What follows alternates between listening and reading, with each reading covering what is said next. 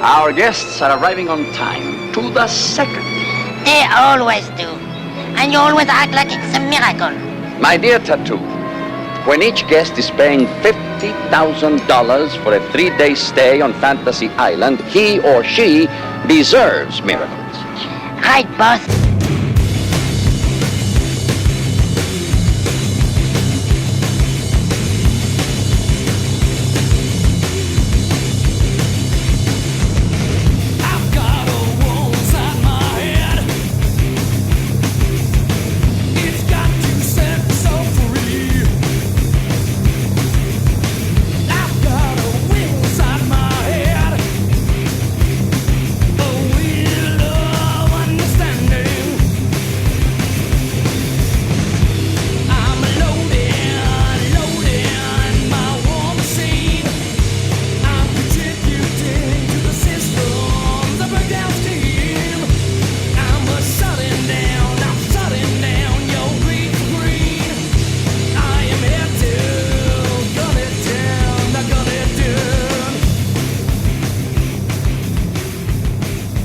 Hey, what's up, everybody? It's Captain Mike M. Welcome to episode 162 of the Gamers in Beta podcast, bringing this show to you on a Saturday night.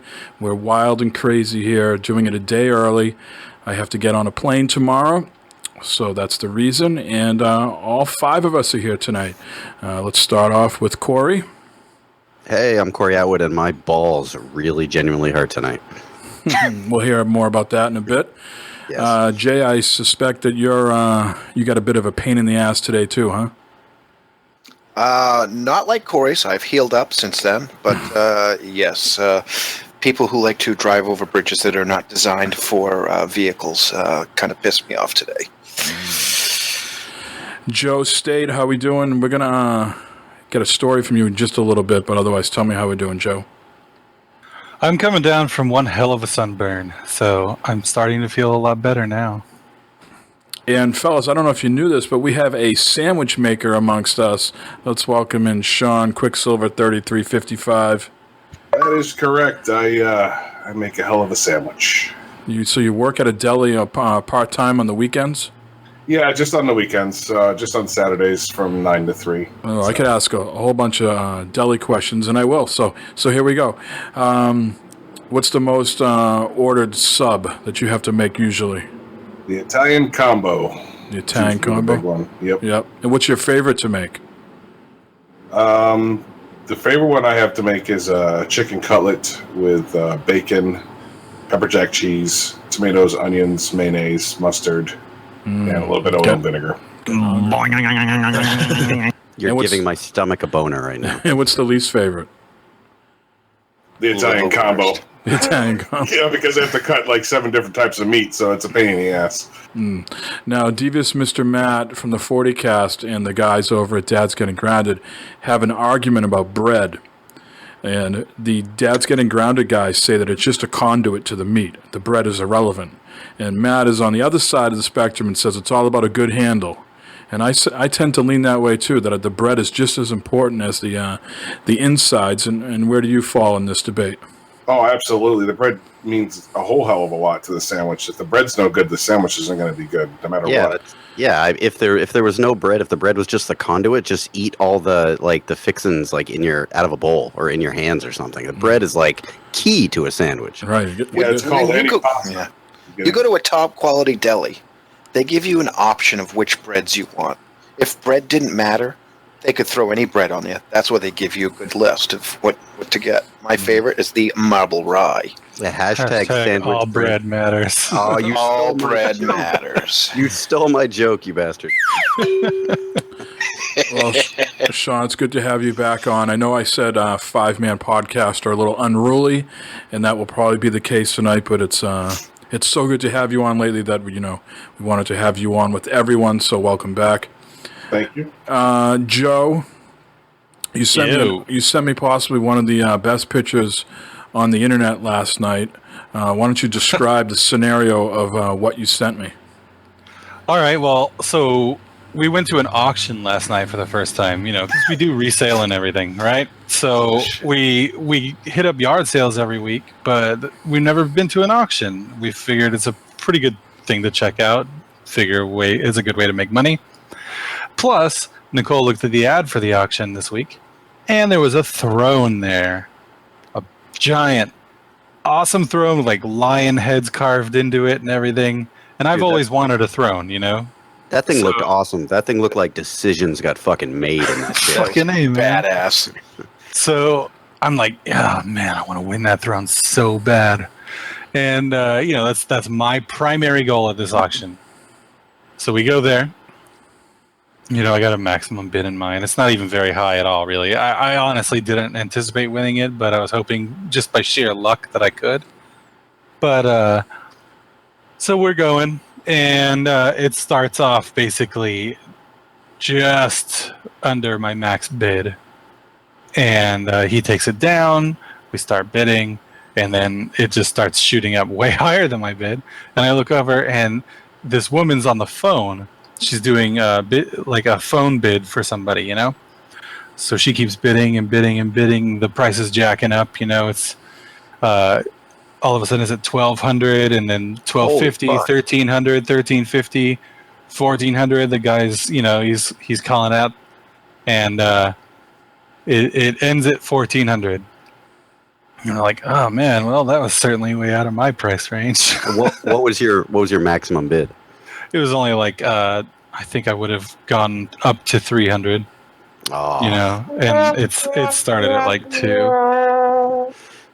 But it's not that unreasonable. There's so much shit there that sells for a lot of money, and like this old mid-century furniture that ended up going for less than $100. So I don't know.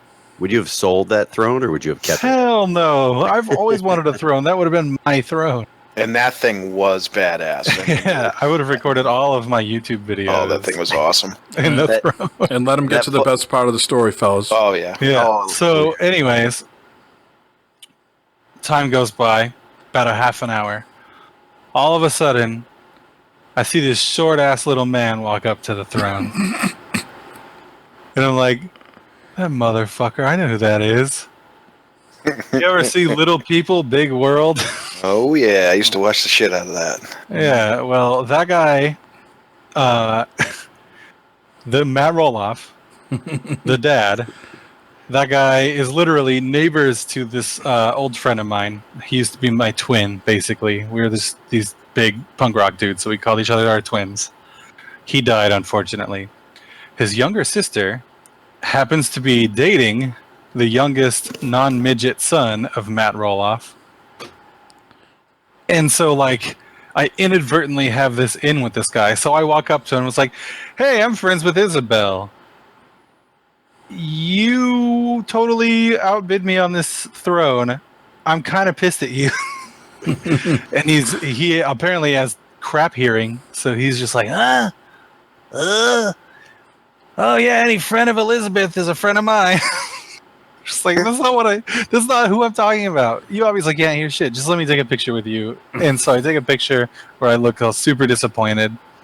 And he's just cheesing it up with his neck brace and his crutches next to him. I was going to say, did you give him the neck brace? Well, yeah. Thought about it. I thought about just whipping out the knife because he's like hip height anyway, and that's where I kind of keep my knife in that pocket. Would have been a coincidence, He has to be high up on the death pool. I mean, that guy just from being a little person and all he hasn't looked well in the show in years. And sure. I think he was recently in the hospital for something, and he's consistently getting shit-faced and driving. Really? Is he getting arrested a lot? Yeah, he's in the news here all the time for DUIs and shit. I'm surprised he's still allowed to have a license. Wow, that's crazy. Yeah, you got to talk your way into that will. Get your name on that throne, man. No. This gets worse. Check it out. So Nicole immediately starts texting our buddy Isabel. She's like, what? Oh my god, this is hilarious. I'm laughing so hard. She's texting her brother about it. She's telling this kid Jacob, the dude she's dating, and then they're like, holy crap, he just said that he got it so he can put it in that play castle thing that's outside on their property that No just so they can way. be in there. It's not even like going in his house or anything. It's going to be in this fucking open thing that kids play in. Well, at least you know where to get it. And the, Yard furniture. the Essentially. weather's going to beat Go. down on that thing and it'll be Ah, ruined so in no time. I'm crushed. Wait, How's is his front yard like enclosed at all with a gate or any sort of lock or security? It might be now, but back in the day, it was not. He's got a pumpkin launcher. Watch out. I was going to say, Yeah, I'm right? waiting to hear that he's going to put it in the trebuchet and launch it. He better strap me into that throne if he's launching it. I'm going out with that throne. Going out with that throne. Oh, I saw that Yep. picture. That was like, that's awesome, man. That's the insanity. I felt like it was a fucking sitcom. I felt like it was literally just living a joke. and there was no cameras around. Nothing was being shot for a TV show. No cameras at all. It was just, I don't know. It's maximum disappointment. Oh man, you totally could have just grabbed that chair and ran. What was he gonna do? I know, right? He didn't. I don't know. That chair was big. Yeah, that's a heavy ass chair, but he didn't stay the whole night. He just showed up, took a look at it, paid for it, and then left. And then it just sat there taunting me the rest of the night. Now, speaking of taunting, Corey, I'm not sure if you listened to the last show. I have not reached it yet in my podcast list. Oh boy. Well, we were convinced that you were hanging out with the animals and Dick Cheneying your high school buddies. So is it true or false? Did you take out any of your high school buddies with your hunting rifle? Because we totally said that on the last show that that's what you were doing. That's true. No, no firearms were brought to this camping trip. Surprisingly, usually in a main camping trip, there is a lot of alcohol and a lot of gunplay, but no one brought any guns this time. Just lotion? How disappointing. Otherwise, Well, I said I was going to go, and if I'm going to go, I'm going to be. I'll be doing my buddy. so otherwise, how was it? Oh, it was a good time. It's way out in the middle of the woods. There, like 45 minutes from anywhere even close to cell phone reception. So, yeah, if you hurt yourself, you were pretty much dead out there. And yeah, it's like on a waterfall in this river. It's a gorgeous spot. So it's a really good place to get away from everything. Just to make the whole world fuck off for like a couple of days is fantastic. So last week I was pretty heavy-handed saying that, that I don't have anybody that I'm friends with still from high school. Why would I? 23 some odd years have gone by. I have nothing in common with these fucking people. So I have the feeling, though, that some people on this podcast still are friends, besides you, Corey, with their high school buddies. What is the secret, guys? How do you, I don't want to go on too long, but how do you guys maintain that friendship after so many years? Because personally, I went to school with people during the whole, like, Beverly Hills 90210 era. And those are like the fucking people I despise the most. And they were, I went to a suburb school, all Catholic school in the suburbs of Boston. So yeah, I have nothing in common with these fuckers. So I don't keep in touch with them at all. But clearly, you guys do. What is the secret? Does anybody want to enlighten me? Well, I had a very unique childhood. I grew up in I was in the Air Force, or my dad was in the Air Force, so we moved all over the place. But we ended up in northern Maine in this tiny little town, and shortly after my dad got out of the Air Force, the base closed up there. So everybody left. There was literally only about 20 people in my class. And so it was people up there who were, redneck hicks, and then there were like me and my friends, and there was only a few of us. So we had a very unique childhood that we shared together. And we, I don't know, we had a lot in common. We were very good at breaking the law and getting away with it. Some so Blair Witch shit going on there, I bet. Yeah, but we have a lot in common, and we shared a very unique childhood. It wasn't stereotypical in any way, so I think we have that going for us. Now, some of you other guys still friends with high school classmates? Oh, yeah. I was for a while. Now it's pretty much whittled down to just very few of them. Basically only the ones with kids at this point. But I think that your major problem is you went to a Catholic school. Oh, yes. Most Yeah, that could be. Yeah. So you were kind of preconditioned to be around a bunch of douchey people. Yeah, like douchey jocks, rich kids.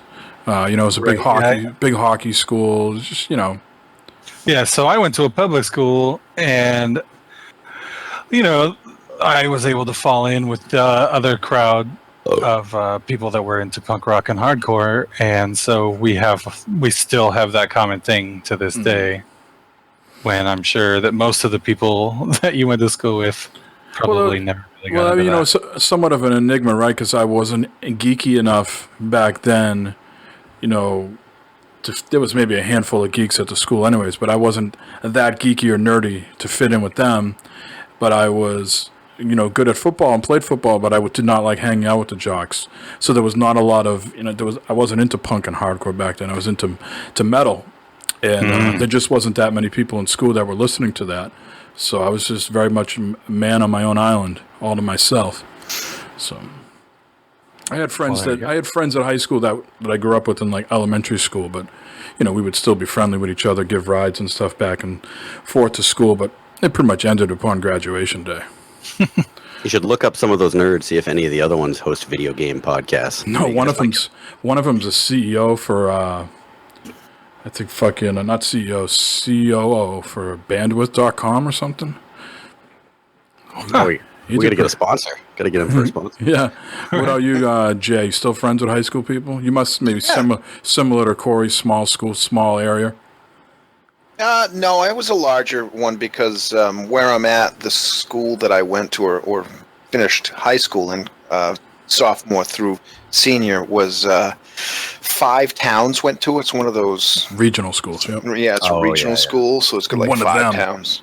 It's one of them, and we also had the vocational. There was vocational classes in there too, which broadened it even more. I think there was a total of 10 towns that goddamn was in that too. So yeah, so it was big. So and you get along with everybody anyway, so it's no surprise. Generally, I mean, except for the guy that fucked up your bridge tonight. That motherfucker! Oh Jesus! Fucking flat his tires if I can find him. Now, what about you, Sean? Get him. No, I haven't really kept in touch with most of the people I went to high school with. A long time ago I did, because I was a band nerd, and then I ended up being the announcer for the band for about 10 years after high school. But that's where it ended. I mean, I really haven't talked to too many of those people. Some of them I keep in touch with on Facebook and whatnot, but that's about it. All right. That's funny. There's this guy that was in band in my high school, right? And we used to torment him. He was this fat kid, and he was in band. He played like a trombone or some shit. And we used to just torment him, and we would ask him if that was his sandwich case, and ask him why he was always carrying around his sandwich. No. And so you're talking about making sandwiches tonight, and now you're talking about band. You really, really reminded me about that. You feel good about that or guilty? Yeah. Hey, you a tough guy, huh? Making fun. I don't feel bad about it, and I don't feel good about it. It's just something that happened. See, we didn't even have a band at my high school. Oh. Yeah. Well, I just went last night to a show that some people that I went to high school with were in the band, so I went to see them last night. So there we go, bringing it home. Well, let's switch gears to some gaming talk. Certainly something Jay and I have been talking about probably too long is the release date for these Xbox One S models, the 500 gigabyte and the 1 terabyte. Finally, last week, they put us out of our misery and gave us the information we needed. So on August 23rd, the S 500 gigabyte and the 1 terabyte will be releasing. That's about, 3 weeks exactly after the 2 terabyte releases. yes. So feel better about that. That gave me ample enough time to cancel my pre-order for the 2 terabyte. And I ordered a 1 terabyte, the Madden version, because my son wants that. So save a few dollars there by picking up that bundle. That's $350 instead of the $400 for the 2 terabyte. Is that Right. Yep. Yeah. And I still have my 500 gigabyte, but I'm thinking about canceling it because I got it through Amazon and going to Best Buy and trading in one of my consoles so I can get at least $105 back. And we missed it, but today GameStop was giving up to $150, but it's that up to thing. I knew as soon as I brought it in, they'd probably end up offering me $85 for it because that's what they do. Yeah, usually on their promotional page it said up to $200 if you traded a PS4 in for a Xbox One S, but everything else, had various combinations of Xboxes for $150. Up to. What do you think? What do you have to do to get up to that top price? Like how many GameStop dicks do you have to suck to get? I was going to say handy. What? But that's the thing is they say up to, it said up to for the Xboxes. The only one that would give you $200 for would be a PlayStation. And like I said, they give the list and they're smart by putting up to. So, like I said, by the time you're done and you go in there, it's like, I mean, we even asked somebody that works at GameStop. They're like, I don't know what you're talking about. Yeah, I found that answer nice found that answer a little strange. I wonder if he was had some corporate fellows telling them to keep quiet on that or not. His family was being held hostage. So if anybody picks up one of these 2 terabytes, please let us know how it is. Otherwise, we'll report back at the end of August. And if anybody did trade in GameStop today, let us know how that experience was. Did you get up to 200 or 150?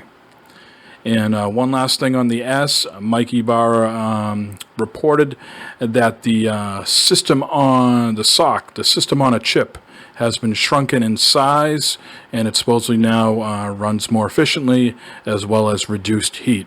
So I can no longer scramble my eggs on the Xbox One. Mine never really got that hot. Oh yeah, mine very toasty. Yeah, that's odd, but this is normal. I mean, not surprising. This is probably, they've put out before that they've made some changes, but it's not changed the clock speed or anything like that. They're always shrinking them down and making them more energy efficient, so they run cooler. So, anybody else picking up an S? I don't suspect. Joe is, and Sean, you're not into the console gaming at the moment. And Corey, you're very anti-iterative consoles, so I'm assuming a big fat no from all 3 of you. Ain't nobody got time for that. Thank you. And If somebody trades in a PS4 for an Xbox One, I want you to come fight me. Jeez. And you're in. Always with the fighting. Hey. I'm still kind of on the edge too. I mean, depending on what happens, Ryan McCaffrey had mentioned that the NDA for their, they're checking out one of the S's, the 2 terabyte S right now, and testing it on 4K TV, and the NDA is up Tuesday. So, which is kind of nice that with the 500 or the 1 terabyte, you have the option of you're going to have that information out there on what's going on with it 2 weeks before you buy. Unlike the 2 terabyte, if you bought it, you'd get it a day before. So All right. Find out how much the 4K and if it actually does upscale games, all games and everything. So Cool. Well, let's switch gears to PlayStation VR. The information is slowly coming out as we get close to October. And the rumblings now is that it requires approximately 60 square feet of space. Easy for me to say. First, does anybody have that much room? I luckily do, because I just moved, so I have like this sweet man cave now. So I am probably one of the very few people that do. Not many people can. Yeah. It says the PlayStation camera, which of course is required to be used for PlayStation VR, needs a cleared space of approximately 9.8 feet by 6.2 feet. And they're also asking that you sit down. So I'm not sure where the 60 square feet of space comes in, because if you're sitting down and you're meeting the requirements of the camera, why do you need more space? So you need to sit in a chair in an empty room, like one tiny chair. That's pretty much what the the little de facto image here that they have for this thing pretty much looks like an empty room. I'm wondering if they mean cubic feet, because you need what, like 6.5 vertical feet too. So. I know. I'm pretty sure they mean square. I mean, it says square feet in the article, right? Yeah, that's just weird. Yeah. It seemed maybe they're being excessive to make sure you have enough. But I mean, who the fuck has 60 square feet like in an apartment? Yeah, that's like an entire apartment. That's my first apartment right there, 60 square. I don't have 60 square feet, and I have a pretty big apartment, so. Well, I did a Google search for 60 square feet, and you know what popped up? Those mini houses that people haul around on trailers. Gonna buy one and just put my PlayStation in. Yeah, put your PlayStation in. I think I'm pretty solid if I put my PS4 into the living room, but right now it's in my bedroom, and there's no way I can do it there. I mean, what's interesting is they have a link in this article to the actual brochure, like a PDF or an image, and it doesn't say anything about 60 square feet in that brochure. It does, Right. it does show you the play area, the 6.2 feet and the 9.8 feet, but it doesn't say anything specifically about 60 square feet. So You'd think in a public announcement too, they would want to make it as small as possible to make it seem like as many people should get it as they possibly could. Like the minimum is probably what they would want to say in a, like a PR person would want to say. yeah. A little teaser for the 40 cast. Go listen to that, which comes out tomorrow, Sunday. Glovebox played PlayStation VR at his Best Buy and absolutely loved it. So there is a counter review to Jay's.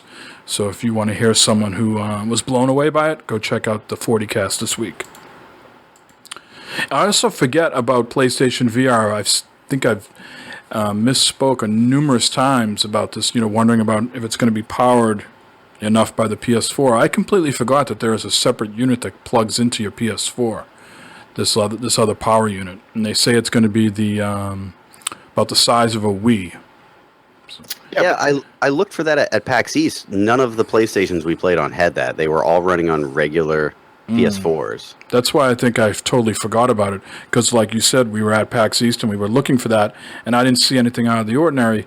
But if you look at this article on Polygon here, it shows you pretty much the contents of what's going to be in the box, and there is that, square, and they say it's about the size of a Wii.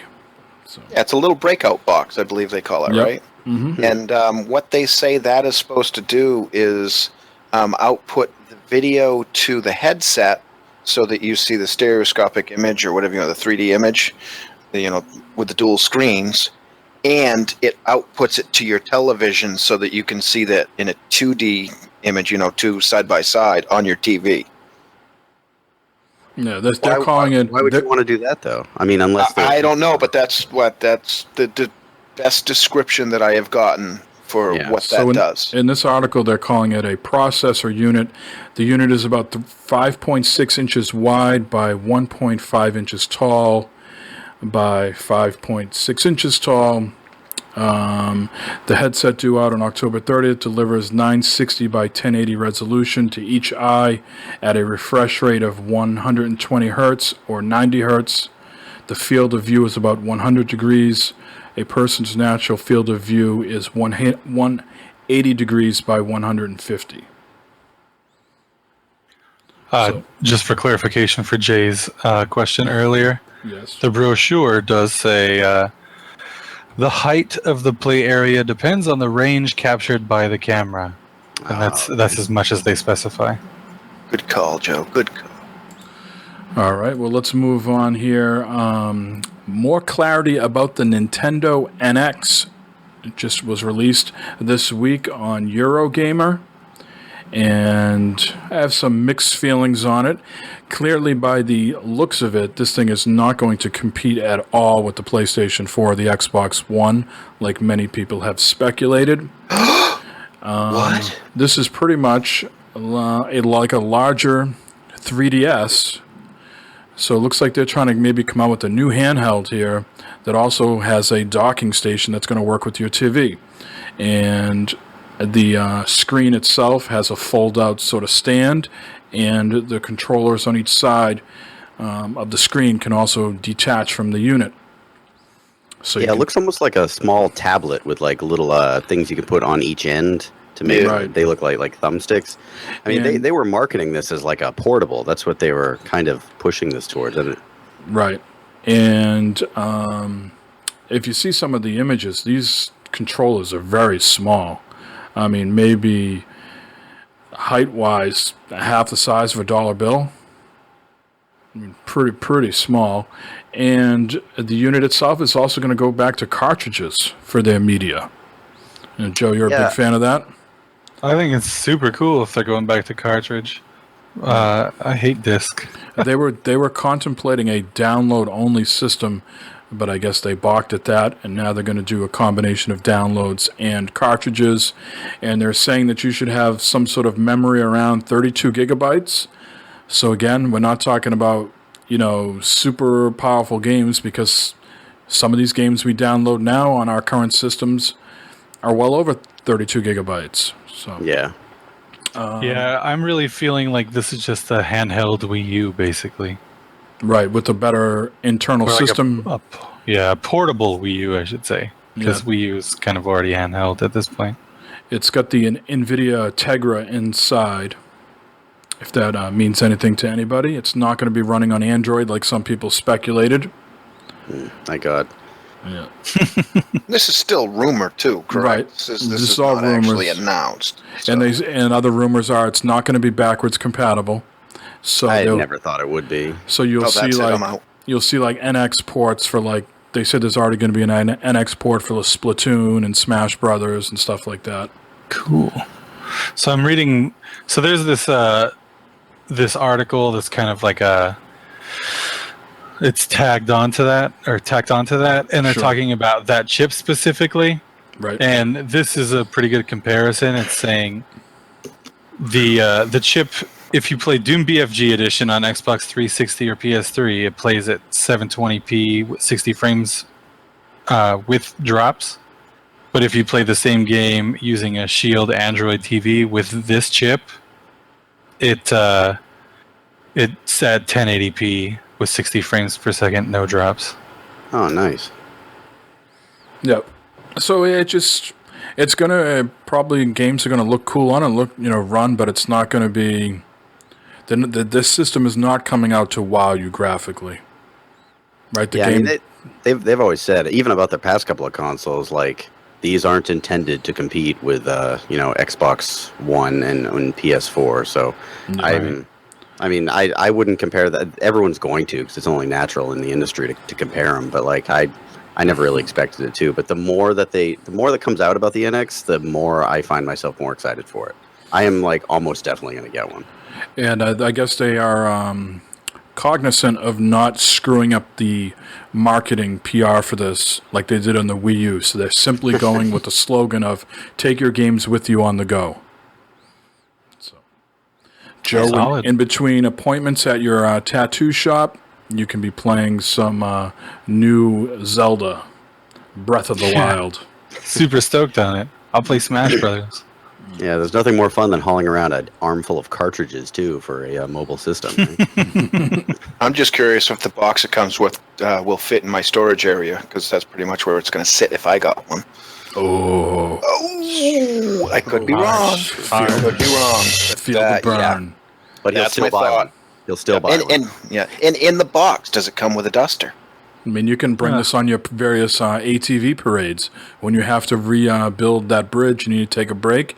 You bust out the NX, get a little rage out on Smash Brothers, and then, when you're done with your little respite. Why would I do that when they've come out with such wonderful games on my phone that I can play?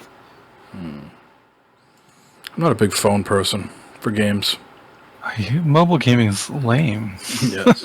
So lame. What about Pogo? That's it. He's fucking off the show. Pokemon! You want to poke the bear? Pokemon! I'll Pokemon the bear. There's no promise that's the last Pokestops time in the I'll middle say of the that. forest. Speaking of off the show, Adam Boyes has left PlayStation, and this is a curious move, I think. He has wound up at Iron Galaxy as the CEO, and people will know Iron Galaxy as the developer for Killer Instinct, which is on the Xbox and Windows 10. But they are also more widely known as a port house. So they have done Borderlands 2. They have done Batman Arkham Knight, Jay's favorite game. And we know the troubles that Arkham Knight had with their ports. So this is a curious move nonetheless, but it looks like they're doing a little reshuffling there, and they're going to be getting into publishing. And that was sort of his strong suit at PlayStation because he was in charge of third-party relations and things like that. So curious to see what Iron Galaxy does next, and just because they're getting into publishing, do they get better at doing some of these ports? Yeah, Dave Lang was actually just talking about wanting to branch out more into their publishing on one of the most recent Giant Bombs. Mm-hmm. And then I also listened to his own podcast, and yeah, this sounds pretty interesting. I haven't had the chance to listen to the most recent one, where I'm sure they talked about it on there, but it sounds pretty crazy. Yep, people seem to be fired up about it. To me, I need to see more about it. It's cool that you're working with your friends and you're working with people that you're excited to work with, and you got some creative juices going, but let's see where it goes. It's certainly a big leap of faith to be leaving PlayStation to head up Iron Galaxy Studios, who were for a while there a butt of a lot of jokes because their ports were so damn bad. So, curious. They just put out Video Ball. Yay, Video Ball. That's Jay's one. Jay loves that. Actually, that was fun to play. But, It was fun to play it, but did you buy it? I didn't know it was not even went out for sale. Oh yeah, it's up there right now. Video I mean, Ball was the they were originally going to be published by when Casey left IGN. What was the name of Midnight his? City. Midnight City, thank you. So they found a new publisher. Okay. Yeah. All right. Well, let's move on to the community question of the week. I came up with the question, so I will tell you all what it is. If you're going on an extended vacation with the family, and we're considering an extended vacation longer than a week, what system and games are you taking with you? So before we answer, let's hear from the community. Why don't you go ahead there, Corey? All right, Dan of Dad's Getting Grounded says, since I just acquired it, I'd bring my Retro Freak, loaded up with a ton of ROMs so I can play any retro game I wanted. Should be enough to keep me busy. Dan, I like your style. And kudos to Dan for answering us on Facebook. That's the only place he can really answer us now since he has quit the Twitters. Wow. The twits. Yeah, he has quit the Twitters. I'd like to know how that Retro Freak plays the ROMs. I've heard that some of these newer consoles that play retro games kind of have a little bit of a lag, especially in those games where you have to be really, really twitchy, like Mega Man 2 and stuff like that. So I'm curious as to how they perform. So let me know, Dan of Dad's Getting Grounded. I want to know. All right, next. Retro Freak sounds like a horny grandma. Oh, Joe. Los of Future Monkeys, that's at Elusive Man on Twitter, says, only bringing handhelds. My 3DS, that'll mainly be for street passes, and my Vita, that'll sit in my bag the entire time. In other words, I'm not huge on gaming while on vacay, but if I do have time, I don't mind getting into something small. Oh, hey now. Ooh. And then Brian Young, at Juggler of Geese, says Amazon Fire with lots of books, Asus tablet, 3DS XL, and my Asus ROG laptop. That man is ready to play games He on the is go. not fucking around. He is. All right, me will go next. Ninja Bread Man. How are we pronouncing this? Hammocks 14? No, it's G-Hammocks 14. Going to take my Vita. I am on my New Game Plus on Rogue Legacy. Plus, I can't stop playing Binding of Isaac. And Devious Mr. Matt of the 40 Cast, a.k.a. Evil Knievel, says, taking my Vita and taking my tablet. And Mr. Detroit Slasher from the Midwest of OFR, none. I'm enjoying my time unplugged. Play when I get back, because I'm going to party like it's 1999.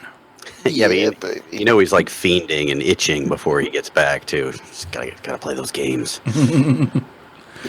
And our condolences to Detroit Slasher. He had a death in the family this week, so our sympathies there. Yes.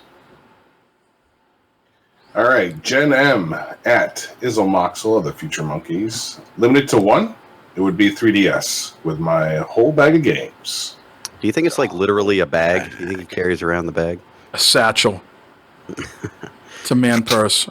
I Even though she's a specifically woman. bought. I specifically bought one of those like really large memory cards you can put in the 3DS because I hate bringing around like mobile cartridges or anything for a mobile system. I just think it's crazy to not have it all be downloadable. And then, sure enough, of gamer husbands, taking my Vita would probably take Danganronpa, Despair Girls, and Dragon's Crown. Still need to finish those. Get on that. What the heck?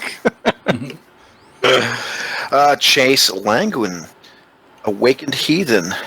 In fact, I am going and will bring my PS4 and all my games in a CD wallet. Indecisive.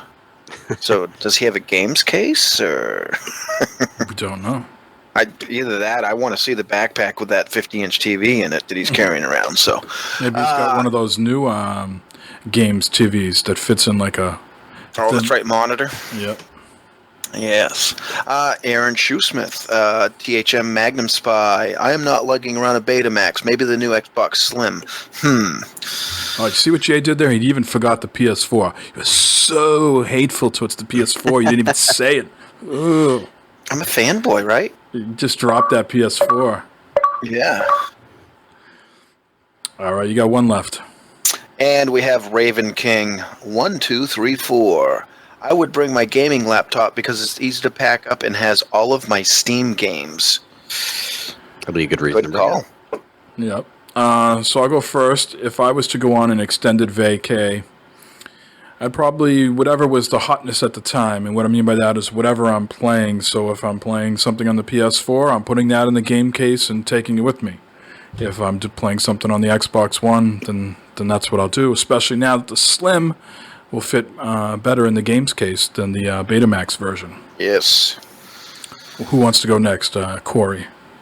I like to travel light, so I would just bring my 3DS with my big-ass memory card, and I really have barely touched that lately, so I would probably just be playing a lot of... Pokemon! No. Oh. All right. Joe? First off, let me tell everybody, this says bring one console. It didn't say bring several consoles. Who are you people? True.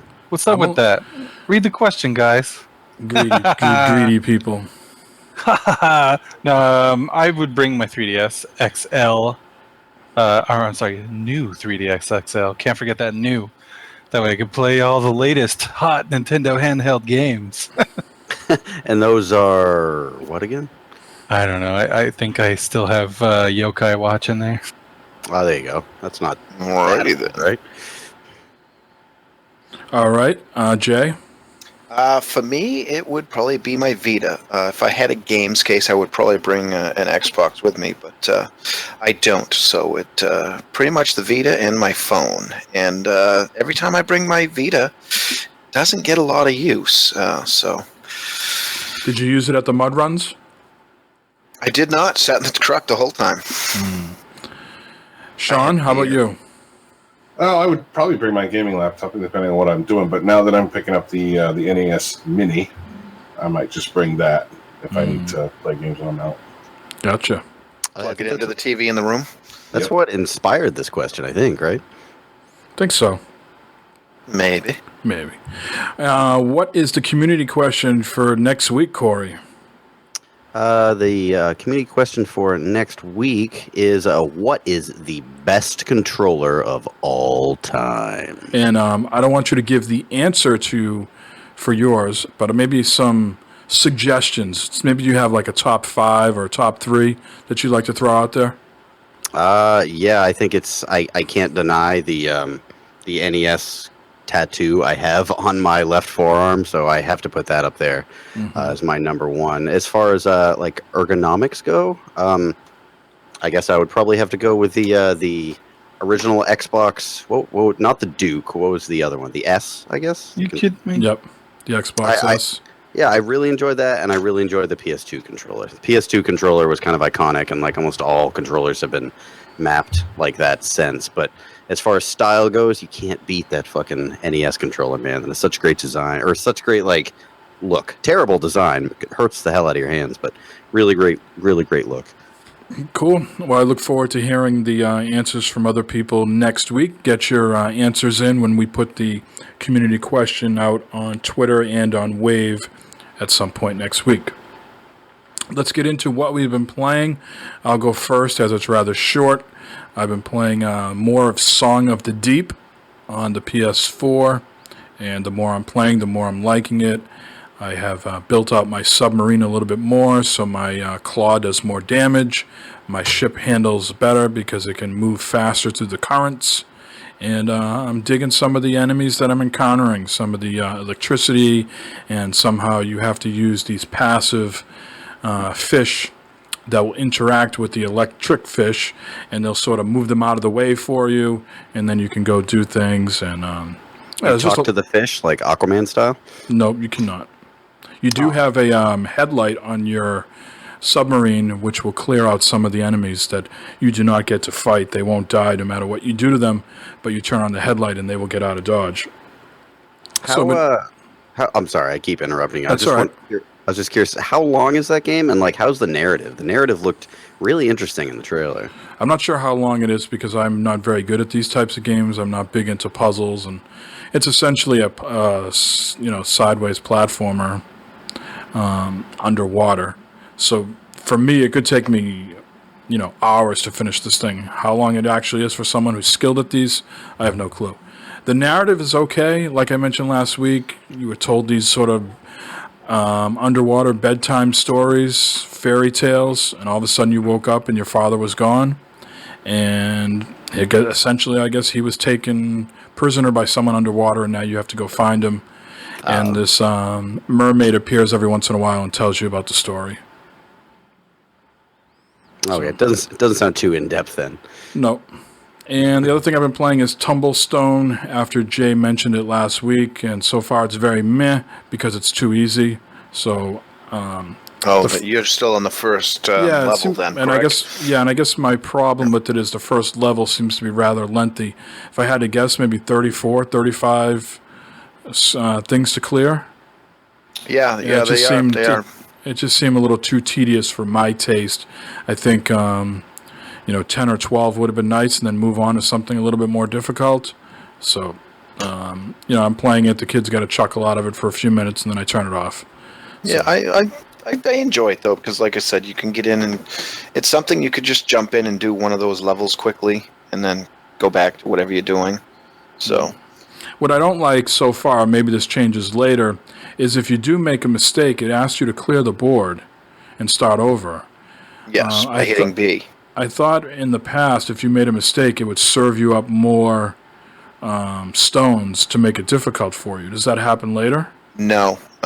You have what is there, and then there's also, in each level, you do one of the sections that you'll go in there. One of the 32 will be kind of like a bonus level one, where you have to go through, and there's a line of rocks through, so you have to actually clear it three times. Mm-hmm. And if you make one mistake, you're done. So yeah, to me, I think that's a poor game design decision to not serve you up more stones. I know they don't want to try to compete with Bejeweled too much or something like that, but to have to completely start over seems like too much of an easy out. Like, make it more difficult where you serve up some more and I have to figure it out. Well, yeah, I don't know, because you're only allowed to have, if you make one, you can make one mistake and then you can't finish it. So, and then you go through and you got to replay it again. So they're not serving you up, but they do allow you to play through. It's not like you try to see how many tries it takes to beat that section. So, so there is that. Well, that's what I've been playing, and since Jay's already been talking about Tumblestone, anything else to add on that? We Happy Few early access. No, I mean on Tumblestone. Oh, on Tumblestone? You good with that? Yeah. Okay. Yeah, so what else? Pretty much, same as before, and like you said, what you've said is pretty much the same. I am on the second level there, like I said, and you do get the stones that block you, which make it a little different and make it a little harder. It does increase the difficulty. So. All right, and let's move on then to We Happy Few. I have been playing that and really enjoying it. definitely, it is early access. It's kind of something that I wanted to get out there. If you go into this and expect this to be, if you're not a person who doesn't want to kind of give feedback and expect that the game is basically broken in some places, It's pretty rough. It is. yeah, very rough. it's an alpha. It says it right in there when you get in there. This is a true alpha. No. I It just wanna looks s- beautiful and it plays pretty good, but yeah, you can get into some places where you're like, "What the heck?" It's really broken. I mean, they're to a point they have announced that there's going to be frequent updates. Yeah, So- there better be. There better be one soon because I mean the only other early access game I've played on the one was Ark, and compared to Ark, like this game is way, way rougher. Ark was like almost finished. I mean, it played very well. Correct. Yeah, in comparison to We Happy Few. Yeah. I mean, I really like where this game is going, but holy shit, is it broken? There's a Yeah. lot of problems with it. So do you guys think, because it's going to be in early access for 6 to 12 months? Yeah. Do you think they're doing this because they generally want feedback, or do you think they're doing this because they need money? And that's part one of the question. I think with them, it's the feedback. I really do. They've said it from the beginning. Like I said, I'm a backer, and I get the backer things. I would even say they over communicate to people, which for people who like to do the early access and enjoy helping to make a game work, even more so than like Ark or 7 Days to Die, people really enjoy the helping shape the game. And that's what this one really is. I mean, this is definitely early access, alpha. You've got to want to help shape the game. Cool. If you're the type of person that wants to just go in and play, kind of like Mike, we've even discussed a little bit and mentioned, this, don't jump in now. Wait, this game is nowhere near finished, and it will frustrate a lot of people. And I even wonder if it can hurt them because You're some people stepping jump all in and be over like, part two "This of the is question." garbage."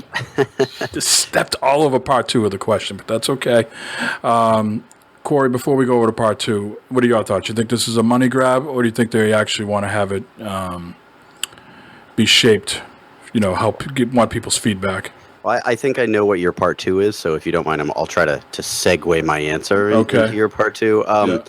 I think they're genuinely looking for feedback. I mean, this was Kickstarted. There were a lot of Kickstarter backers. It was like a couple of thousand, or several thousand. And if this is a money grab just because they want to get the game out there early, it's a bad idea, because if people are just going to pick this up like, oh, this is the new game on Xbox One, I'll pick it up, it's not going to be good word of mouth, because the game is quite broken right now. It's actually bad PR for them, for people who really don't understand what early access is, and unfortunately there's a lot of people like that. So maybe a lot of people are going to bash it. Maybe money grab was a little harsh. Maybe they needed the money to finish it because they're running out of money. I mean, maybe they are, but I think this is generally for the feedback. They're a company that really appreciates user feedback and everything, as you can see from their Kickstarter. But I think your part two, I assume, is it going to hurt? Is this going to backfire on them? I mean, it's $30 to get into this, so it is not a small entrance fee. It's pretty sizable for a downloadable game, right? Yeah, it's about half the price of a regular game, and as much as I like it, and I can see what they're going for, I can see what the end product will probably be. I think it might hurt them, which is kind of it's worrisome. They're not getting good headlines this week on most of the major sites is saying, this is truly early access. This is truly broken in some spots. Yeah, it's very, very. I'm surprised how early it is. I because some of these missions. Every time I play, I encounter tons and tons of small problems. A lot of missions are bugged and completely uncompletable. There will be spots on the map where there will be like a quest waypoint that you've encountered, and they won't go away after you've completed the quests. Some quests don't have any waypoints, so if you leave that area, good luck finding it again. The map is broken. I completed a quest And afterwards, once you run away from the guys chasing you, he says this like quip about this like rubber duck that you stole. He's like, "Oh, this is a very charismatic duck."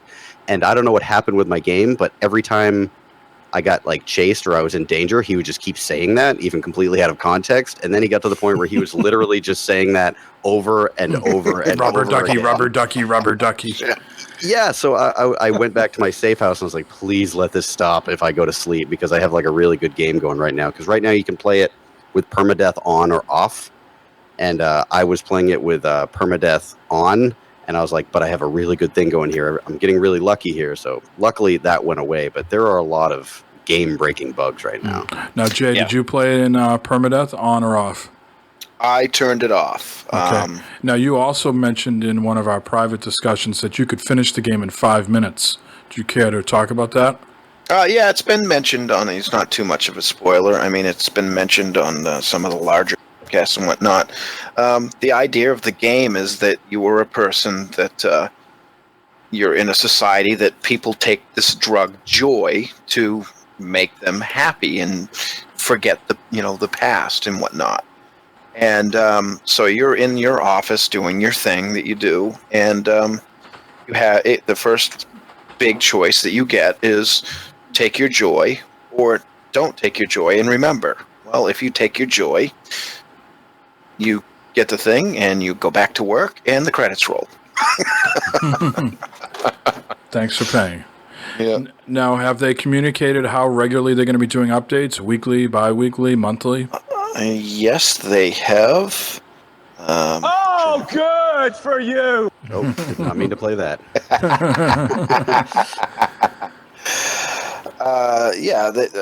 I was trying to find the backer thing, but they did mention that they're going to be doing a lot more updates. One of the big things they're going to do is they're going to reduce the frequency at which you have to eat and drink and sleep, because it's pretty frequent right now. Because you have to eat, you have to drink, and you have to sleep, or you get adverse effects. And I think there's also a health meter and some other, you can use bandages and stuff. And one of the big feedbacks they have been getting is that at this point right now, it drops too quickly. So that's one of the things that they're going to be making a change. They're going to have, I believe, within a week or so, they're going to have an update. So You get tired really fast too. Like you have to sleep really often. right, that's one of the things, and it's like, what? This guy, like an hour later, he's tired. Come on, what the heck's going on? I mean, within games, you generally expect time to go quicker than in real life, but it's really almost ridiculously fast that you have to do that. So they're making changes to that.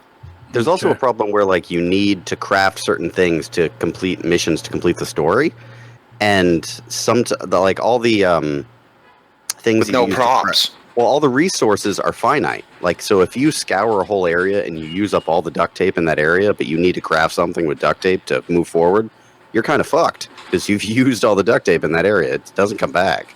Did you ever get that section finished up where you had a first aid kit or whatever with you, and it was saying you need to craft or find one? It's like, I have one, and I can't do it. Yeah.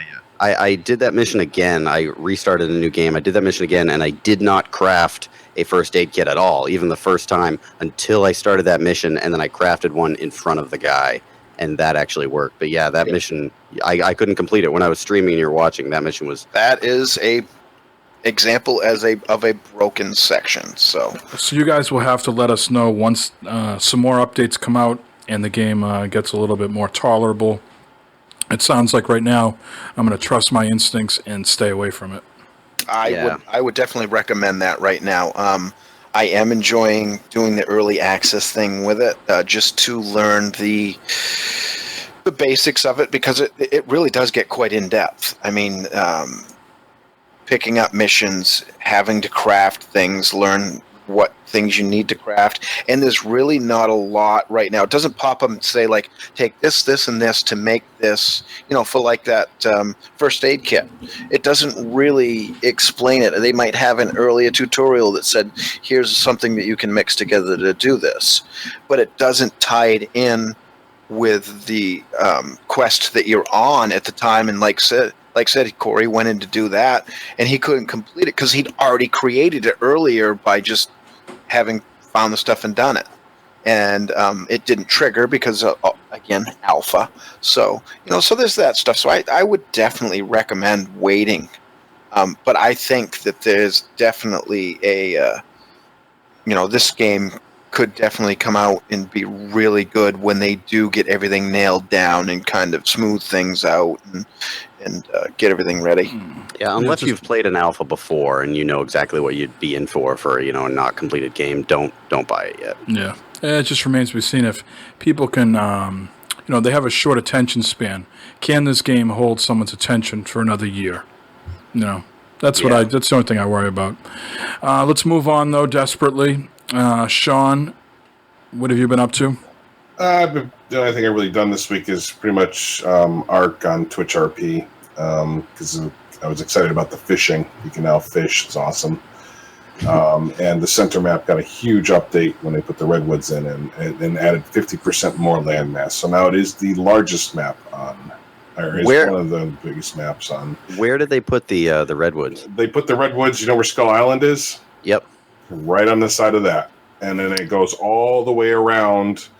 There's all kinds of, literally, I haven't even gotten a chance to look at all of it yet, but I know that the redwoods, and then there's more mountains and stuff off in the distance. So he added 50% more land mass to the center. So, and I saw that the ARC people were in China. Was that for some of the?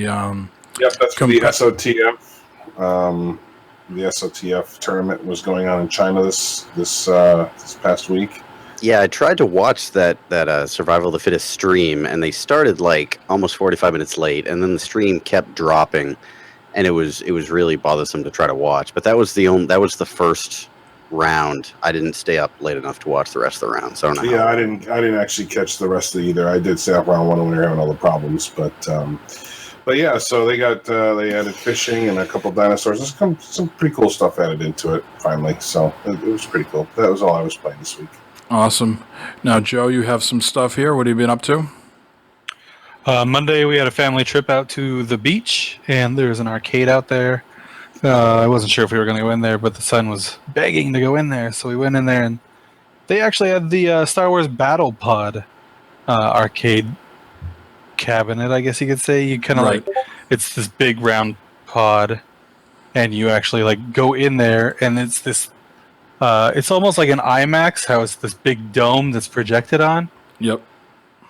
And basically, you're just flying around an X-wing and you're shooting down TIE fighters. And I went on Hoth and I was wrapping up AT-ATs and stuff like that. And it was super, super cool, very immersive, and it's just really cool looking all the way around you, basically, and seeing stuff going on the battlefield. That cabinet is rad as fuck, by the way. That is such a great arcade cabinet. Yeah, it's amazing. I've watched people at Dave and Buster's play that, but the lines were always too long, and I didn't want to hang out. Oh, that's a bummer. I think there's a lot of wear on this one because my right hand kept getting shocked because you could see that the joystick was kind of split open where the seam is. And so I kept getting shocked. And that was not that fun, but other than that, it was pretty cool. That's totally safe. Last night we went out to Ground Control, which is a big barcade out here. It was me and my buddy Jaime, who's on Trade Waiters with me. And we went out there, and they have a Judge Dredd pinball table, so I played the shit out of that one. That's super cool. If you put in an extra quarter, you get to play what they call super game, and that basically drops the multi-ball right away. And so, you're facing off, stopping riots, and just doing all kinds of cool Judge Dredd stuff in there. Does it tilt if you curse? No, that'd be cool. Old Judge Dredd reference that no one else is gonna get. Yeah, sorry. And then.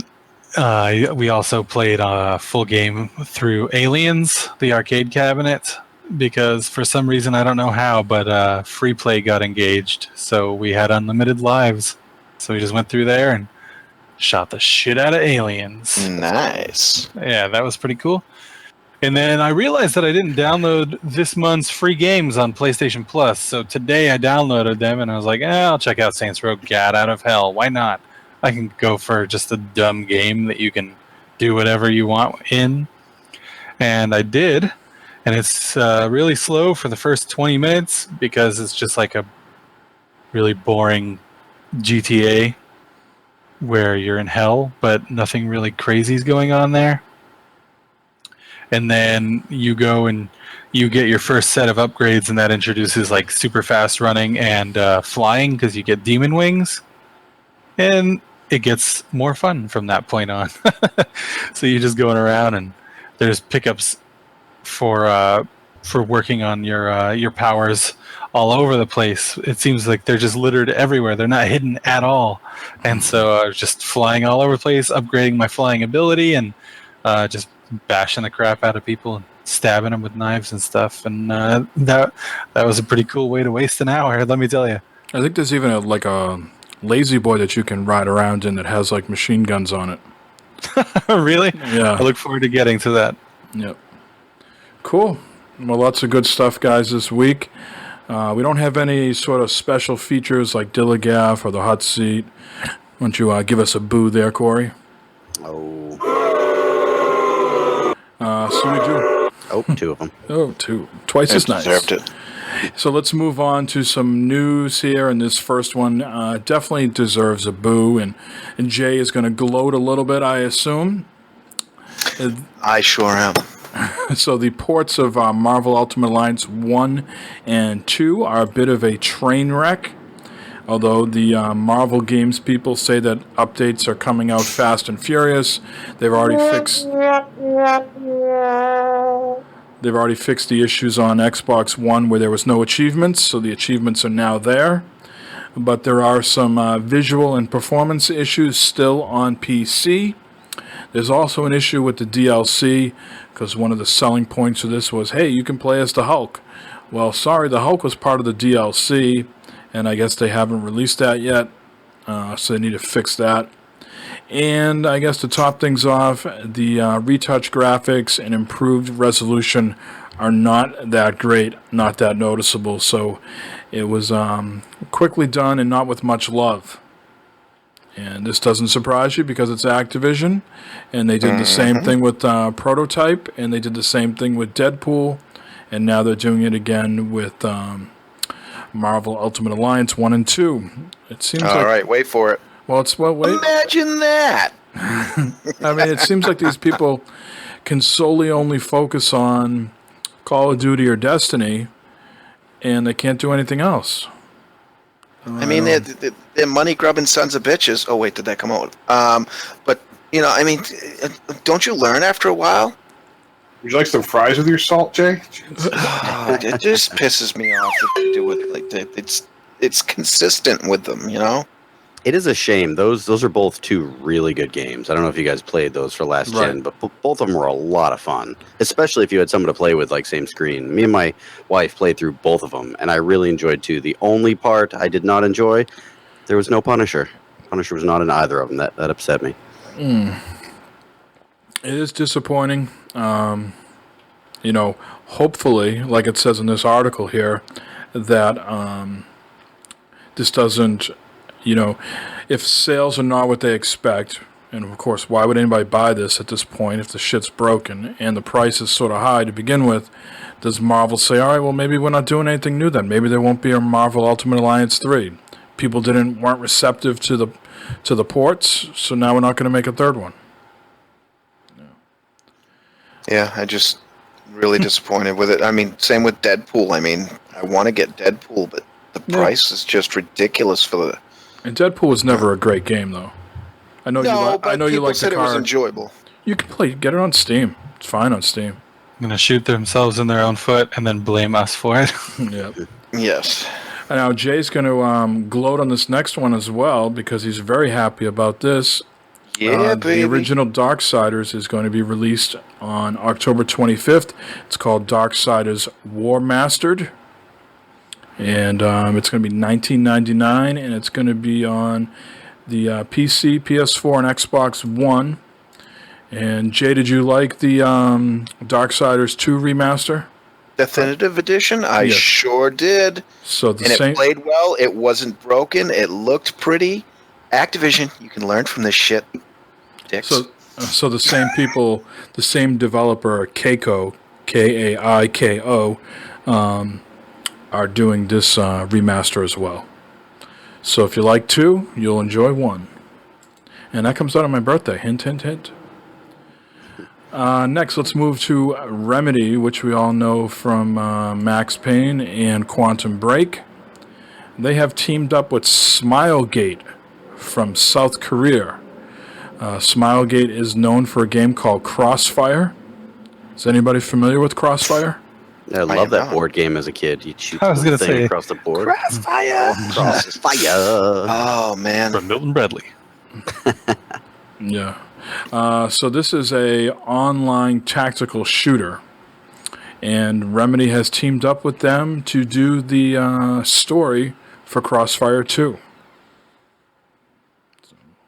I don't know much. I don't know much about Crossfire franchise, but it does seem peculiar that they're going to go from a big sort of what Xbox hoped would be a flagship franchise to something relatively unknown here in the U.S. Now, it is literally not associated with the Milton Bradley game whatsoever, right? No, I don't believe so. How do they not have that like on lock, that Crossfire like trademarked? I don't know. That's seriously, I swear that is ingrained into everybody's heads who's like above 30. I guess this is a highly successful game in China and in South Korea. Crossfire. I'm out. We're just not getting caught up in it, I guess. Oh. Thank you. Wow. I thought that would go under the radar. Nope. Well done. Now, this next game I want to pick up on PC, but I was afraid I would be the only one to have it. Maybe now that it's going to come out on the consoles on October 4th, others will have it. This is Warhammer End Times Vermintide. And this supposedly is like sort of like Left 4 Dead with vampires and zombies and stuff like that, werewolves. I actually was thinking about picking this up, but I didn't think anybody else would have it, so I was gonna pick it up on Steam. Yeah, so it's 4-person online co-op, kind of horde mode type stuff. And actually I think that you have to thin out the Ratmen forces. So not werewolves or zombies, it's Ratmen. Couldn't tell. It's supposed to be good. It's got good reviews on Steam, doesn't it? It's got excellent reviews on Steam. Yeah. I gotta check that out. Yeah, it's $29.99 on Steam, but it doesn't mention what it will cost on consoles. It's going to come with a cooperative survival for up to 4 players, a huge hero arsenal of weapons, trinkets, and more. Embark on an epic quest across 18 diverse levels, including all DLC levels currently released for the PC version. So keep this on your radar. October 4th could be a good for 4-person co-op night. Yes. Now let's move over to PlayStation news. The PS Plus games for August have been announced. For the PS4, we have Tricky Towers and Rebel Galaxy. For the PS3, we have Yakuza 5 and Retro/Grade. For the PS Vita, we have Patapon 3 and Ultratron, which is also for the Vita, PS3, and PS4. Rebel Galaxy is a game I am aware of from the PC. It's one of those like space games that Gamer Goalie likes. Yeah. Kind of like the Long Journey Home type style stuff that we've been talking about. Can't wait for that one to come out. I don't really like those. So this is Rebel Galaxy. So I think Tricky Towers, I played as a mobile game on Android before I went back to iOS. it's a go ahead. It's or at least a different version of it, but it's the same developer. So you were like a wizard's apprentice, and you try and build a tower as sturdy and tall as you can get it, basically using Tetris pieces. But they don't automatically latch onto each other. It has physics, so if it gets too heavy on one side, then the whole tower will topple over. Yep. But then they cool. have power-ups and stuff like that to where you can cement them all together, or bad guys will show up and they'll make it slippery and your blocks will fall off and stuff like that. Yep. They're calling it an online physics-based puzzler that's at its best when you're competing against your friends. Local and online multiplayer for 2 to 4 players. And Play it against people. That sounds fun. And Rebel Galaxy is officially a space combat RPG from developer Double Damage. If you want to get into the next PlayStation beta for their PSN update, you can do so now. The link will be in the show notes. They're looking for testers. Not really too much more information on what you'll be testing or what's coming up in the update. There'll be some stuff as usual around events and communities and things like that, but not giving us any high-level features at this point. So if you're interested in that, we'll be in the show notes. Really want to test out that nothing. The summer update is rolling out now for the Xbox One. I've seen some people complaining mightily on Twitter about this. Of course, us in the preview program have already had it. But there's new features like background music, Cortana, Socks balls. improved game collection, language region independence, Xbox and Windows Store convergence, Facebook Friend Finder, which Corey will definitely love. Absolutely. Yep. Improved sharing on Xbox One and various other updates around the app. Looks like now 60 frames per second game clip recording with the game bar. The Windows game bar has been improved, yada, yada, yada. What's the improved game collection? Like, is it just the way they organize it. Oh, okay. So it's no And it longer really like is improved. it's no longer left to right like you're scrolling. It's now more of like a square or rectangle, and you can sort it. The best thing is the thing on the left-hand side on that screen. It will now show you the games, your apps, which ones are ready to install, updates, and the queue, and then it shows you, which game you're currently downloading and the progress of it. The only complaint I still have, and I tweeted this out to Mike Ibarra, and I've been lucky of late where I've been getting responses from people, but he did not respond. I asked him, when are we getting the multiple downloads like we get on the PlayStation Network? But no response to that. So that's out, and like I said, some people have been complaining online, specifically with the background music not working. I guess it works okay if you have the Groove music. Is that Xbox's music program? Yes, I believe so. But some people were trying to hook up their OneDrive, the Microsoft OneDrive, to their Xbox One via their PC, and they said that was a nightmare and not working. There is a Pandora app. Could you stream Pandora in the background? Yeah, it says Groove Music, Pandora app, iHeartRadio. What does it say? Today's update brings the ability for the highly requested feature of background music, which lets you listen to your favorite music in the background while gaming. The Pandora app, launching soon, is the first of many partners who will support background music. So apparently, will that be picked up on Twitch? Like if I streamed on my Xbox One on Twitch and I played the background music, would that come over the stream? I'm not sure. Don't they have like copyright stuff like that where they don't have the music? Well, I know a lot of streamers will play music like literally in the background of the room while they play. So I'm just curious as to how that would work. But I'm a lot of things that I play, the music isn't that great. So like if I was just streaming like Ark or something, would I be able to stream? Doesn't mention it here in the thing. Oh, okay. Let's go Get over. all fancy. Now, of course, if you already are in the preview program, there'll be no update for you because you already have it. So for those who aren't in the program, it's rolling out currently. You might have already got it. Games with gold for August. Let's go through those quickly. The first one is Warriors Orochi 3 Ultimate. That's going to be for the whole month of August. From August 16th through September 15th, it will be WWE 2K16. For the Xbox 360, and of course these are now backwards compatible, Spelunky will be August 1st through the 15th, and Beyond Good and Evil HD, August 16th through the 31st. I think I own both of those already. I think I do Yeah. too.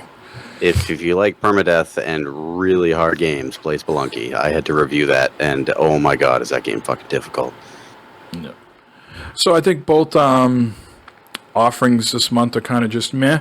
Nothing blows my socks away.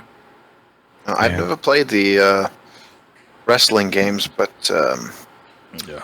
I guess this 2K16 is terrible. Yep. Which is night and day compared to NBA 2K16, which is unbelievable, and I think that was free last month on PlayStation Network. Yeah, it was. Yeah. It's still one of the, if you listen to PS I Love You this week, it's still one of the top selling games on the monthly sales charts. Really? Yes, sir. And the last bit of news here is the personalized Xbox One S controllers are now rolling out to the media and various YouTube and Twitch personalities. I included a couple links in here to some of the ones that came into IGN, Kotaku, Polygon, and Destructoid. So when are we getting our Gamers in Beta controllers? Well, I will never learn, Corey. I will never, ever, ever, ever learn. I wanted to make a Gamers in Beta one, but the green was not to my liking. It was too limey or too... It wasn't masculine. It wasn't a deep forest green like I wanted. So I did not go with the Gamers in Beta one. And at that particular time, I was getting back into Fallout 4. And you haven't listened to last week's episode, so you don't know how much I did not like the end of Fallout 4. But long story short, I came up with a rather nice, cool Fallout 4 controller that I ordered. So yeah, when that shows up, I'm going to be like, oh god, not this fucking game again. Just going to remind you. Should have gone with the Gamers in Beta, man. Should have made that sacrifice. Yeah, it was, you know, what I get a boot out of is when they showed you the colors, like during E3, a lot of those colors are not available. So maybe that's coming later. There was some out there that I saw that had some really dark greens and stuff, but I couldn't find them on that personalization screen. I think we went through that, Jay, didn't we? We made a few, sent them back and forth to each other, and they were just too bright, fluorescent-y, or... Yeah, they just didn't really click. Didn't pop. Yeah, they didn't pop and match the GIB Yep. graphic we have now. So did you guys get a chance to check out any of these at all? Thoughts or something you might do? I know certainly, Joe, this doesn't interest you because you don't have an Xbox. It could interest you. PS4. It could interest you guys for your computer. These will certainly work. They got better Bluetooth now and things like that. But overall, is this something you guys can see yourself doing at some point? No, I'm not paying that much when I can just get the regular one that comes with my ass or whatnot. I Comes did with ask. your what? Comes with your ass? My Comes ass. with his ass. Joe, if you come on, haven't man. realized, Jay is about halfway through the show's phone. He's fading It's been big a time. very long day. I did ask the accessories person from Xbox about these, and these are the new controllers. That these are. I don't know if they call them S controllers or not. I think they are. But they've got the contoured back grips. They got the Bluetooth in them. Improved range, and supposed to have better sticks. More durable sticks and stuff. So. But damn, they Jay. are based off the new ones. How deep are you in Microsoft's pocket? You just got the accessories guy of Xbox on your speed dial, or what? Yeah. No, follow him on Twitter. Can you actually put the logos on like an IGN logo or Destructive No, you logo? just do engraving. It's just basic words. In a standard font too. So Yeah, so like on my Fallout one, I got "Welcome Home." If I could get like an actual engraving of like the Gamers in Beta logo or something like down the side of the controller along with the colors, the proper color scheme. Don't get me wrong. Stuff Then like I think I would get that if I was in the market for a second controller. I would definitely get that. yeah, you got to go through Scuff probably for something crazy like that. I'll just go through Toasty stickers and get a decal that goes on there. Yeah. Has anybody put the decals yet on their actual controller and see how they hold up on sweat? No, I'm gonna have to order one. I keep saying I'm gonna, but I've got to order one. All I right. want a wood grain one.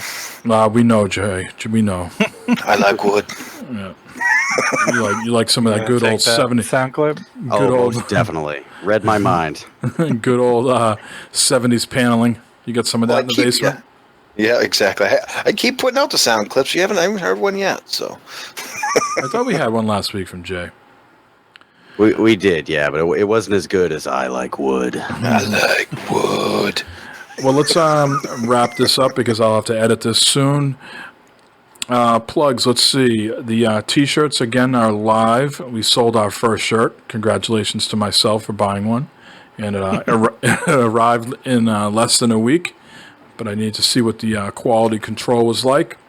So I bought one, and I put that up on Twitter today. I ordered myself a forest green shirt because I don't have a green shirt, and it's nice and dark, so it can almost pass for black in some rooms. So it looks good. Quality's big. I actually think, Jay, the logo on it is larger than what on the ones that we would get printed up locally. Yeah, it looked pretty big. I saw that you tweeted that out today, and I was like, ooh, I might have to pick one of them up. Yeah. Is it silk screened or are they like garment printed? Whatever the cheapest way is. It does. The ink. To me, I know some people don't like a lot of ink on their shirts because they feel like they're wearing like a badge or a decal. But for my taste, I would have liked them to gone over it one more time, especially the whites. But I'm very picky with that stuff, and I know generally that's not how it's done. But I would have preferred that. So it's high quality. It's super high quality for anybody out there considering buying one. Yeah. I picked mine up, so I'm just waiting. You did? When did you do that? I didn't see any. It was just me and Alex so far. I did it today. All right. So thanks to Sean and Alex for ordering, and if anybody else wants to, go ahead. Congratulations to Damien of Dad's Getting Grounded for winning the Gwent deck prize pack. That has been mailed out to him today. And we also this week had a giveaway for Song of the Deep. And that went rather well. Thanks to Aaron, THM Magnum Spy, for giving us that code. And thanks to all the new subscribers on Twitter.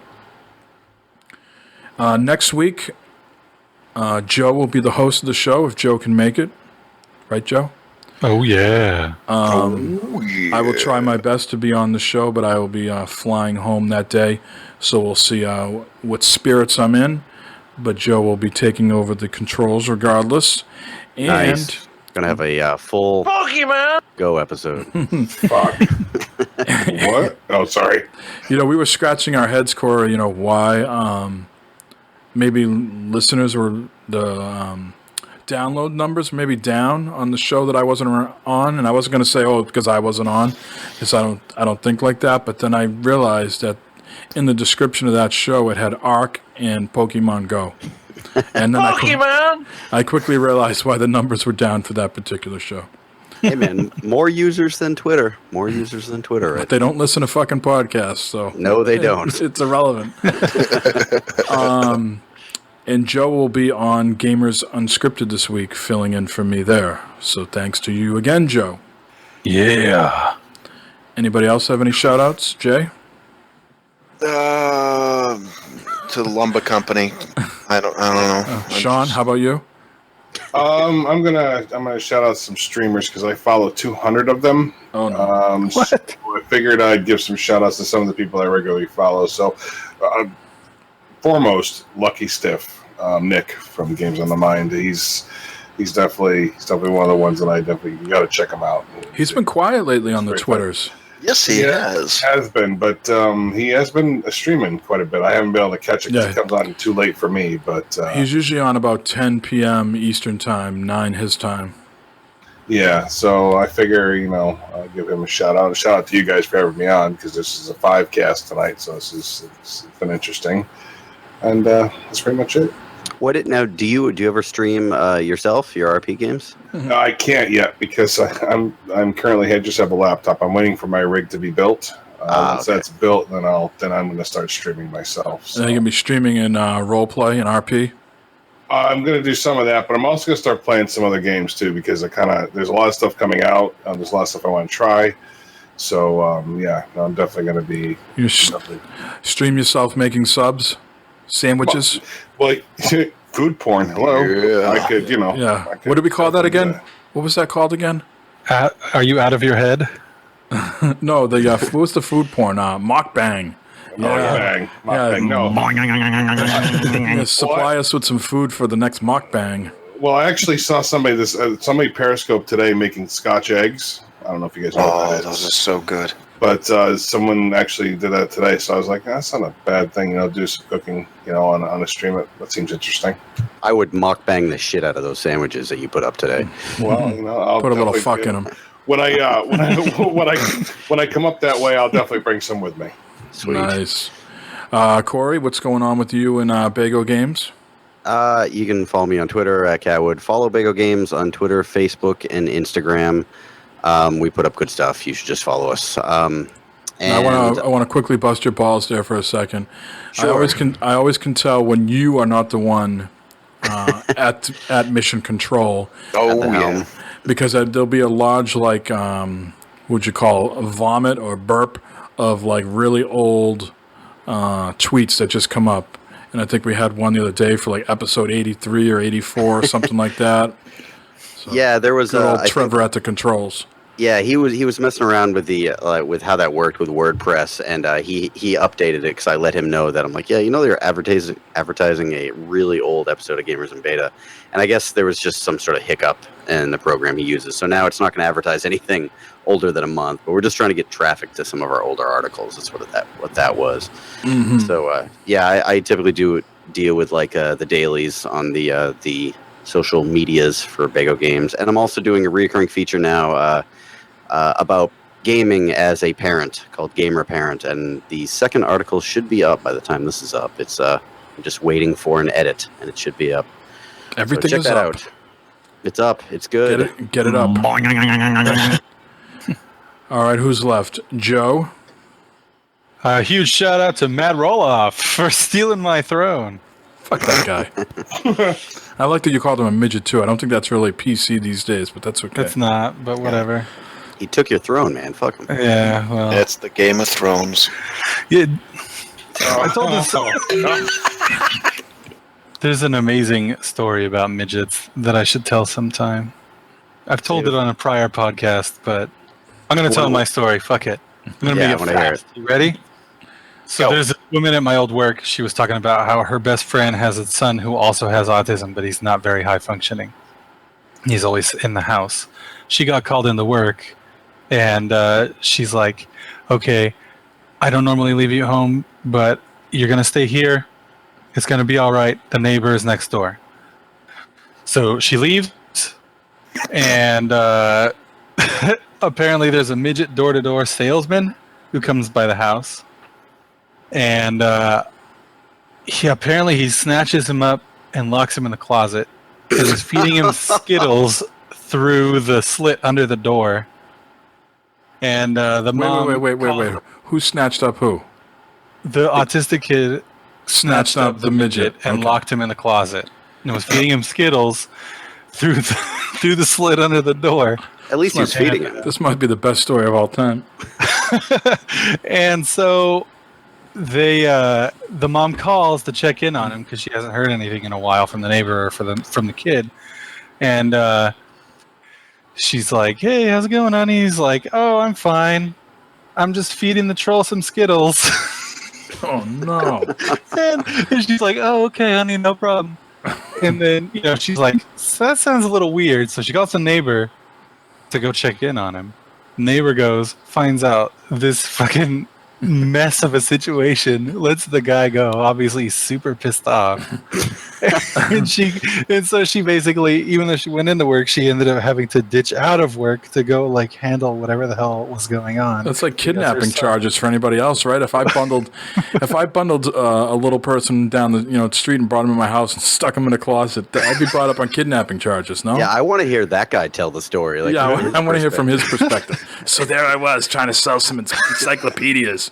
Your midget voice is about on point. Oh, Trying to sell encyclopedias. And there goes everybody else. And, But hey, I was getting Skittles. and then this kid came to the door, right? Picked me up by my shoelaces, stopped me in the closet. Man, that midget story was awfully short. So that was my temper last night when my throne got stolen. So what's going on with trade waiters? Let's desperately move away from the little people. I think we're supposed to get together this week and record. Yeah, so we're going to record this story, right, with the little person. We're gonna record our That'd be awesome. Our book of the week is Escape from New York, Volume 1, Escape from Florida. From the little person perspective. From the little person's perspective, yeah. All I did was walk through the vent, whatever. Boy, we're going off the rails real quick here. Oh, shit. Totally isolating our little person segment of our audience. yes. All right, well, that's episode 162. Short and sweet for you. Oh, it has been. Like I said, 163 is next week. See if we can make that a little bit longer. And I don't know, you guys will surprise me. Maybe we'll have the Dilligaf or a hot seat or a beta test. We'll see. It'll probably be short, whatever it is. Yeah. I was about to do that. Oh, my God. If we get a little rise out of you on that one. Yeah, I was going to say might be short on content. Oh, there you go. That's good, too. So I guess we're at the end here. So until next time, same beta time, same beta channel, and we will be without the conductor, so we may be off the rails once again. See ya!